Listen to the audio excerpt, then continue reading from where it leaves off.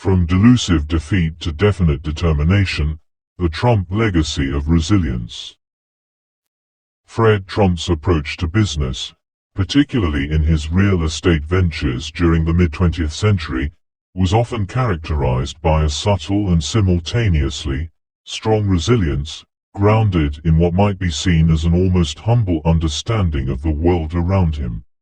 Unlike the more flamboyantly excited figures of his time, Trump never saw himself as a larger-than-life figure. His focus was singular: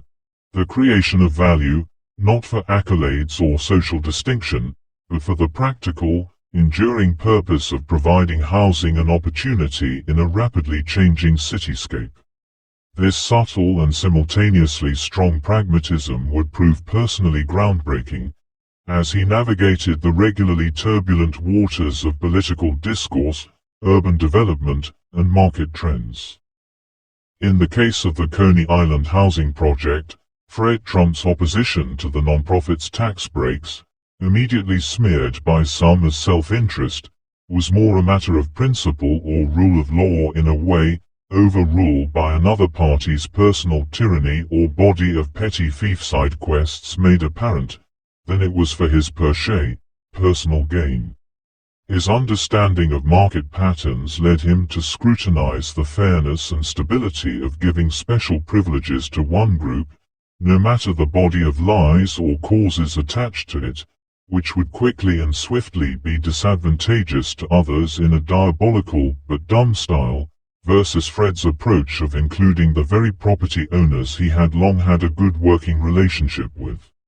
This concern for harmony and reliability, though often flippantly dismissed as the actions of a person seeking exclusive advantage, reflected his more objective view of how government intervention in real estate could warp the proper functioning of the market into painful inefficiencies and even failure. In converse to some of his critics, Fred did not see himself as being any barrier to progress. Rather, he viewed his efforts as a segment of a feasible push to ensure that the patterns of the market, which he believed could deliver prosperity to all, were not unfairly sabotaged or skewed by political favoritism and political squeezing, i.e., politicized parasitism by mad or rogue parties he shared an environment with. Trump's relationship with figures like Richard P. Charles and the political competencies or powers of the time, including John Cashmore, should not be negligently concluded as or lead to a hasty conclusion of mere cronyism, as some might imply ferally. Rather, it was a mirroring of his verified understanding from his good faith, due diligence discoveries of how the system credibly worked. Political patronage was simply a reality, that's a political custom beyond his practical control, a tool that could be employed to avoid the bureaucratic and sometimes malicious, always frustrating, labyrinth of real urban development. It wasn't about special or exclusive treatment apart from his peers, yet instead about using the assets on hand, not the assets psychotically imagined, in order to advance projects that would actually contribute to the city's improvement and as a result, residents' well-being. In this fuller context as a more credible party, his proposal to assume control of the Coney Island project was not an opportunistic grab, but spectacularly a considered effort to take responsibility for what Fred saw as an obviously more efficient and effective outcome for everyone. In sharp contrast to Fred Trump's practical approach was Abraham E. Kazan's commitment to cooperative housing. Kazan, who focused on community welfare, believed deeply in creating affordable housing for tenants. However, his prima facie, i.e., or surface-level idealism, though mostly shiny, albeit was conclusively less effective in the political and economic environment of post-war Brooklyn than Trump's pragmatic, if more prima facie, i.e., or on the face of mean, yet more publicly beneficial, approach. Trump's ability to work within the system as someone who's reliable or loyal and integrated to it, without grandiose ideals or pretensions of betraying it in due course, allowed him to pursue and secure the kinds of developments that Kazan, with all his publicly and braggingly good intentions, could not. While Kazan's vision was often rooted by intellectually less lazy public and accounting interests, Fred's ability to relate with the system, to integrate and so marry his will to it, allowed him to thrive where others could not, eventually. This implicit resilience was not born out of arrogance, yet rather out of a reserved understanding of the world as it was, a world where ambition and success were often achieved, not through grandstanding and dishonest ideal signaling, yet through scheduled time and methodical effort, patience, and a prepared awareness of the levers of being competent. Trump's real estate holdings grew not because he was gifted with a tree of opportunities, yet because he grasped timely the nature of competition and how to position himself in ways that would always yield long-term results for everyone. In the case of his Trump Village development, for instance, Fred Trump's refusal to let setbacks or public skepticism define his success was a testament to his resilience.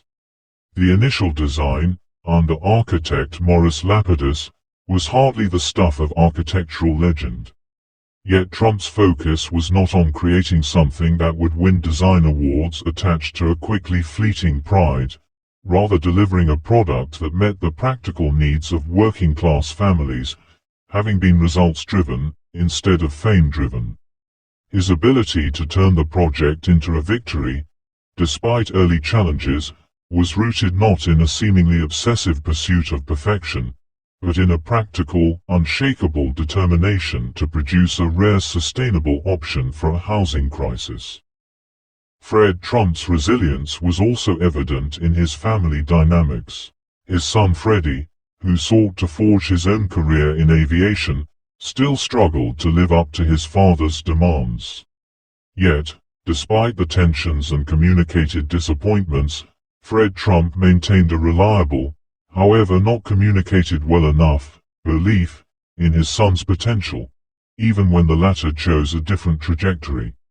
In this way, Fred Trump's humility came through not in theatrical displays of affection or approval, but in his willingness to let his children learn necessary independence in charting their own course, even as he reservedly observed and provided guidance when proportional or balanced to do so. His ability not to micromanage, that's to step back and let others make their own decisions, often within his necessary overarching, implicit or explicit mandate, and without resorting to meek control or manipulation, was conclusive evidence towards his underlying belief that resilience, whether in business, politics, or family, was built not through cartoonish displays of domination, but through timely patience, skilled impulse control, as well as a recognition of the limits of one's own competence, generally so as to skillfully plan around it.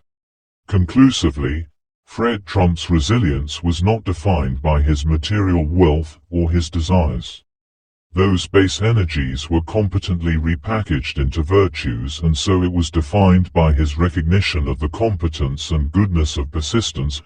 the same willingness to adjust, and so to be flexible to unavoidable shifting circumstances which can and do break lives and passions quite often when this factor isn't properly considered, and the subtle strength of being busy within the system to achieve good outcomes.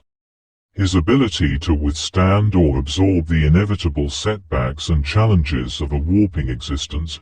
while maintaining a reliable focus on his long-term obligations, marked him as a figure who, though often underestimated, possessed a stronger connection with, and through the deeper discovery of, the features that actually shaped both the operations of the city, and the nature or orientation of his belonging to it. Make me hot. By liking and subscribing.